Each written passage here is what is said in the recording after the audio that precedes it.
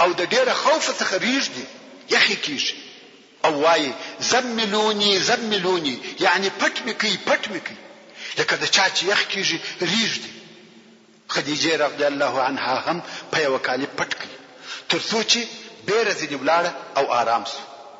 نو یې خدیجه رضی الله عنها ته هغه کیسه وکړه، ټول هغه واقعات چې ورته پیښ شوي ورته بیان کړه او ویل زه پر ځان وبېرېدم. تاسو ګورئ تر اوسه پورې په دې نه پوهیږي چې ماته رسالت او نبوت راکړه. خدیجه رضی الله عنها ورته ویل شاید ته داسې فکر کوې چې دا د جن او پیری اثر دی. رسول الله صلی الله علیه و آله وسلم ویل هو. خدیجه رضی الله عنها ویل یا والله تا ته هیڅ کله د جن او پیری شر او آزار نه درسیږي او الله تا نه خرابوي، ځکه ته صله رحمي وسلوي، یعنی د دوستانو او اقرباو حقوق پر ځای کوي، رښتیا خبرې کوي، د ضعیفانو کومک کوي، د محتاجو ضرورت ورفع کوي، د میلمه عزت کوي، د حق کومک او طرفداري کوي. ټول اخلاق د شاو کریم دي. جن تا ته تکلیف نشي درسولای. تاسو په دغه جملو کې فکر وکړئ. ایا خدیجه رضی الله تعالی عنها د رسول الله صلی الله علیه و آله وسلم د عبادت صفات وکړي چې ته ډېر منځونه کوي، ډېر روزې نیسې، ډېر سجده کوي او کېده د اخلاق صفات وکړي؟ اخلاق د مسلمان په ژوند کې مهم شی دی. په منځو او روزو سر نسر ورته چې انسان بد اخلاق وي. خدیجه رضی الله تعالی عنها چې په اطمینان سره ورسول الله صلی الله علیه و آله وسلم توای چې په والله وتاته هیڅ تاوان نه درسیږي، په قسم سره ورته وایي یا والله تاته هیڅ کله د جن او پیری شر او آزار نه درسیږي او الله تا نه خرابوي. دا ټول په څه خاطر اخلاق وريات کړل. ستادغه اخلاق ټول اخلاق دي ښه او کریم دي. جن تاته تکلیف نشي درسولای. نور هم رسول الله صلی الله علیه و آله وسلم پېښاوه چې ښه آرام سو. داینو و ورقه ابن نوفل ته چې د خدیجه رضی الله عنها د اکازو یو وروستي. ورونو دلته یو ارتباط ته وګورئ. اول آیات چې نازل سو اقرأ، او اول سړی چې اوس رسول الله صلی الله علیه و آله وسلم ورزي د هغه نوم ورقه. اقرأ ویل ورقه د کاغذ ورقه. دغه ورقه چې عرب او قریش نصرانی سوي او دا کتاب په ورسته کې درته وکړو چې څنګه اول نصرانی سو. مقصد ورقه ابن نوفل د خدیجه رضی الله عنها د اکازوی نصرانی وو. څنګه چې د يهود او نصاراو کتابونه ویل او انجیل یې د عبرانی څخه په عربي ډېر لیکلی وو، نو د ډیرو معلوماتو خاوند وو.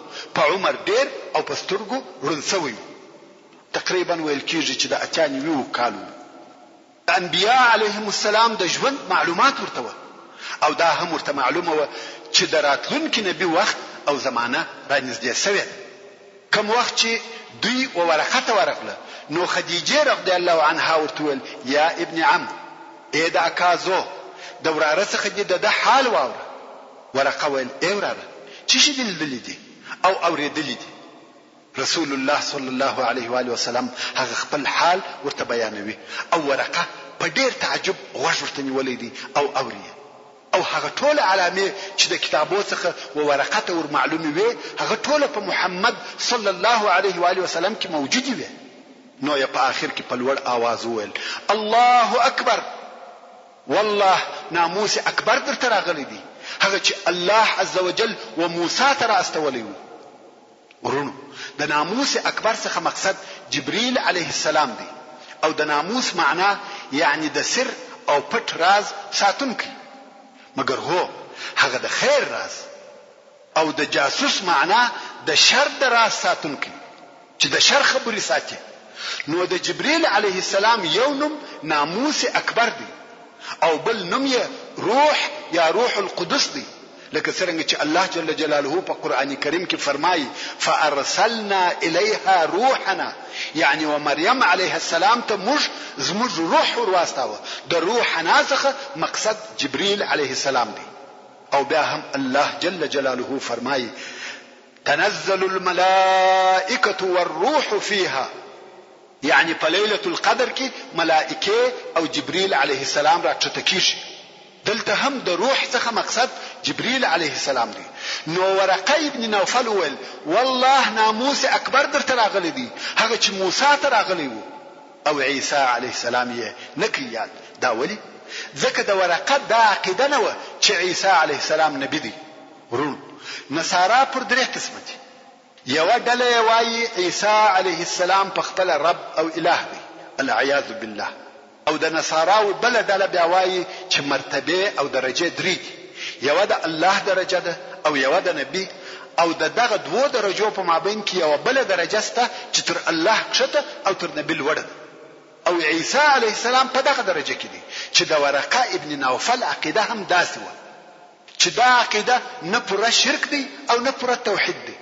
نو ځکه ورقه ابن نوفل عیسی علیه السلام نه کیات، بلکې ویل دا هغه ناموس اکبر دی چې و موسی علیه السلام تراتلی. او بیا دغه ورقه یو عجیب خبره وکړه، ویل کشکې زه په هغه وخت کې ځوان وای چې ستا قوم تا د مکې څخه باسي او ما ستا کومک کړی وای. رسول الله صلی الله علیه و آله وسلم په تعجب کې شو، ویل ما د مکې د ښار څخه باسي، ما شړی. ورقه ابن نوفل ویل هو، هر چا چې دغه شی را وړي دی لکه تا ته چې راغلی دی، هغه څوک د خپل قوم د طرفه آزار شوی دی.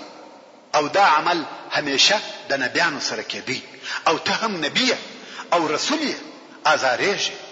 او که زه په دغه ورځ ژوندی وم کومک به دې وکم. دا نو د وحی او بعثت شروع تعلیم الاسلام. اوس نو رسول الله صلی الله علیه و آله وسلم ته تر دغه وخت نو معلومه چې زه نبی رسول د الله جل جلاله د طرفه دغه امت ده. خو د ورقه په دا خبرو سره پسل کې سل نه، اما یو څه دا فکر ورته پیدا شو. دا نو د وحی او بعثت شروع. اوس نو محمد صلی الله علیه و آله وسلم د ځینو علماو په قول د سوره العلق دغه آیاتو په نزول سره نبی سو، مگر رسول نه دی. ځکه ځینې علما د نبی او رسول فرق داسې بیانوي چې نبی هغه دی چې وحی ورته نازلیږي خو په تبلیغ نوی امر شوی، او رسول هغه دی چې هم وحی ورته راځي او هم د دین په تبلیغ سره مامور او مکلف وي. نو د دغه علماو په قول محمد صلی الله علیه و آله وسلم د سوره علق په نزول سره نبی سو. څنګه چې په تبلیغ نو امر نو رسول نسو، خو بیا د سوره المدثر په نزول سره رسول هم سو، ځکه هلته بیا په تبلیغ هم امر کړو. دا یو قول. پس له دغه واقعې څخه د غار حرا ورسول الله صلی الله علیه و آله وسلم ته نور څه نسبت پیش او وحی هم نه نازلیږي، چې دغه مدته علما فتره الوحی وای، یعنی وحی قطع شوه. او دا موده په هغه صحیح روایتو کې وشپږ میاشتې ته ورسید. اگر چې ځینو علماو دا موده 3 کاله بللې ده، خدا مطلقاً خطا ده. او هغه راجح روایت دا دی چې دا موده 6 میاشتې و، پوره نیم کال وحی قطع دي، هیڅ شی نشته. نو دغه جهت علماء کرام رښتیا او صادقه خوب د نبوت 46مه حساب وي، ځکه نبوت یا رسالت ټوله 23 کاله و. کداغه 23 کلونه و 6 میاشتې ته واړو نو 46 واره 6 میاشتې ځین جوړیږي. نو دغه موده چې وحی نه وي رؤیا الصادقه موجوده.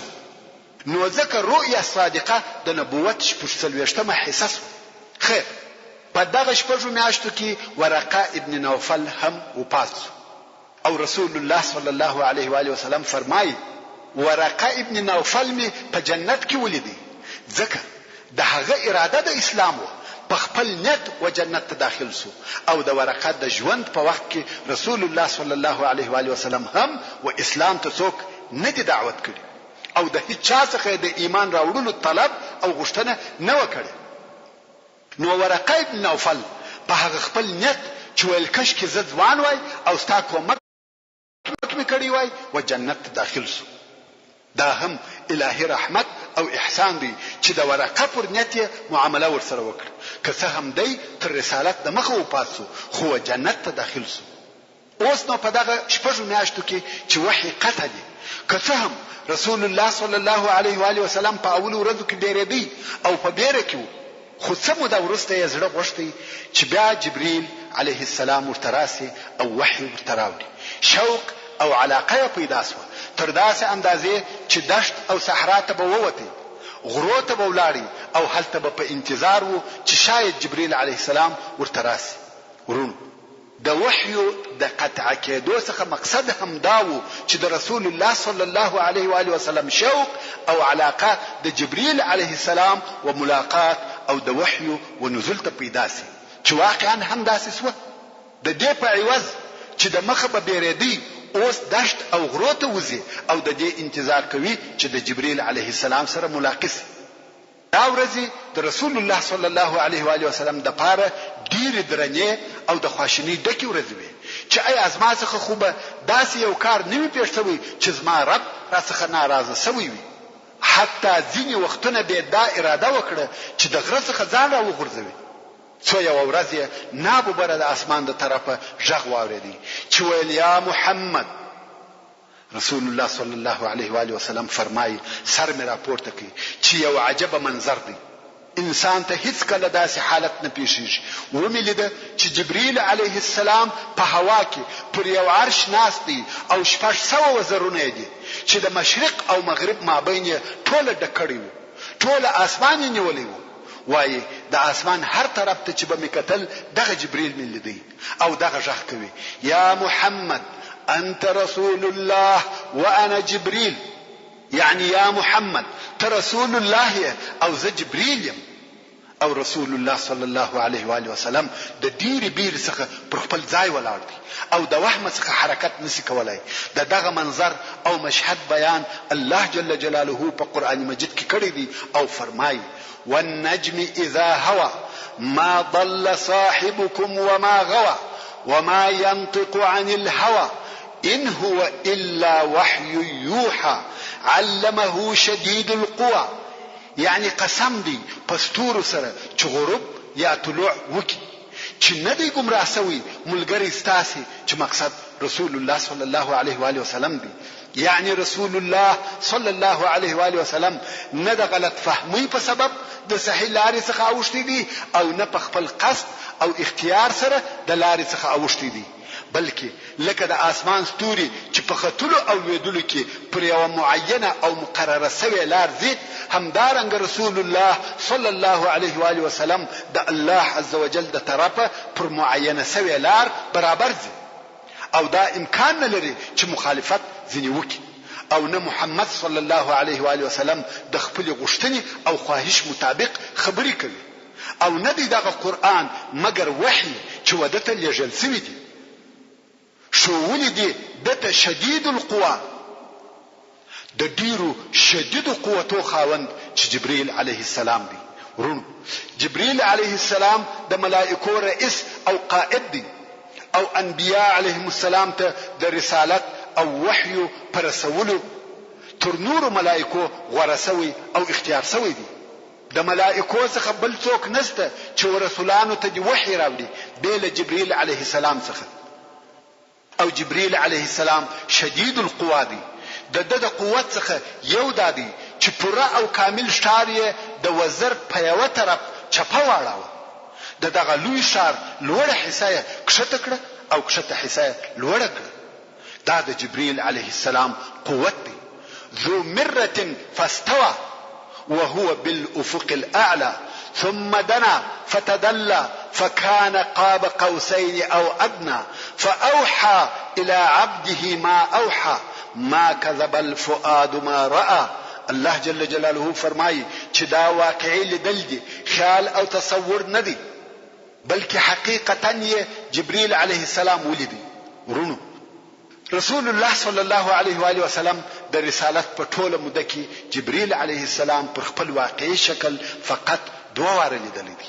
بشر دا نسي تحمل کولای چې ملائکه وویني، نو ځکه جبرئیل علیه السلام به ورسول الله صلی الله علیه و آله وسلم ته په قسم قسم صورتو او شکلو راتلی. ورونو د مخه تر دې چې د رسول الله صلی الله علیه و آله وسلم د رسالت او نبوت د ژوند په تفصيلات شروع وکم، دا ښه او لازم بولم چې د وحي اقسام او اشکال در وښول سي، ځکه وحي دی چې د رسالت اساس او د دعوت مدد او اصل دی. نو وحي یا نزول د وحي پر شپږ قسمه دي، یعنی ورسول الله صلی الله علیه و آله وسلم ته وحي پر شپږ قسمه نازل شوی دي. اول د خوب لیدل دي.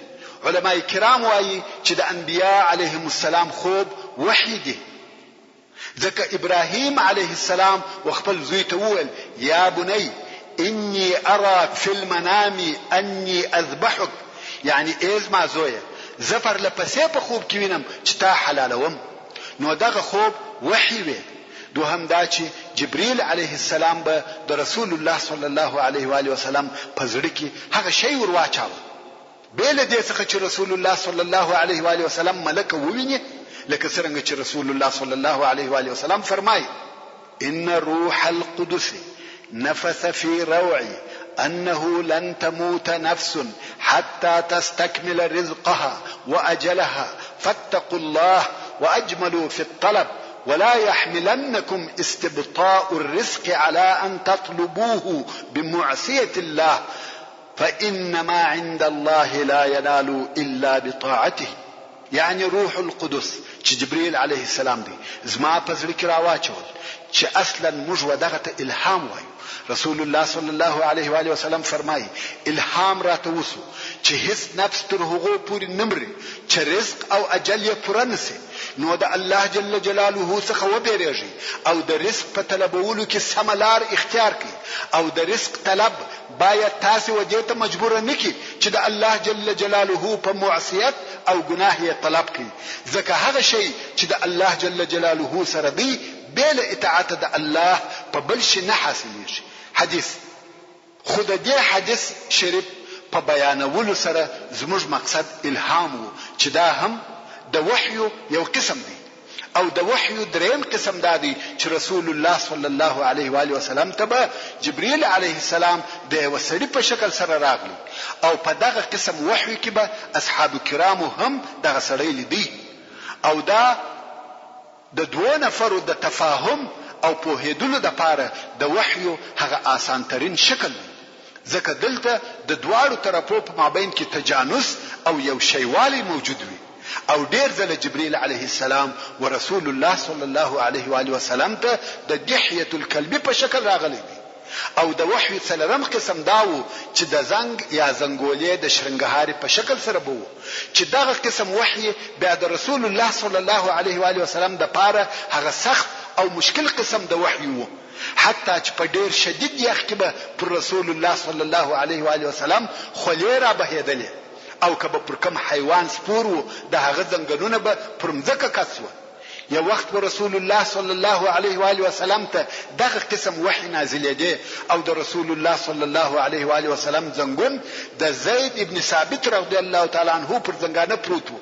زید رضی الله تعالی عنہ وای قریب و چې د دروندوالي په سبب می زنګون په مځکه نه نوځي، او د وحی پنځم قسم دادی چې رسول الله صلی الله علیه و آله وسلم به ملک په خپل واقعي شکل کوم چې الله جل جلاله خلق کړی ده ولیده، او دا قسم وحی ورسول الله صلی الله علیه و آله وسلم ته د ټول رسالت په موده کې دوه واره پیښ شوی دي، لکه الله جل جلاله چې په سوره النجم کې ذکر کړی دي. او د وحي شپږم قسم هغه دی کوم چې الله جل جلاله د معراج په شپه تر اسمانو لوړ پر رسول الله صلی الله علیه و آله وسلم المنزله فرض کړ، بل واسطه بل ملکی د پردې تر شا خطاب، او لکه د موسی علیه السلام سره چې په جبل تور کې څو واره داسې وسوه چې د الله جل جلاله خبرې به اوریده او لیدي به نه، او دا هغه کامل ترين شکل او صورت د وحي دی. نو جبريل عليه السلام ورسول الله صلی الله علیه و آله وسلم ته په خپل واقعي شکل او حقيقي صورت فقط دوه واره ښکارا سوی دي، چې اول وار یې دغه د بعثت په شروع کې وو، او دوهم وار د اسراء او معراج په شپه وو، او دغه اول او دوهم وار په باره کې الله جل جلاله په سوره النجم کې فرمایي ما كذب الفؤاد ما راى افتمارونه على ما يرى ولقد رآه نزلة أخرى، يعني د محمد صلی الله علیه و آله وسلم زړه خلاف نو ورته ویلي هغه چې جبرئیل علیه السلام په سترګو لیدلی وو آیا تاسو د محمد سره په دغه شي کې چې د لیدلی دی بحث او جنجال کوي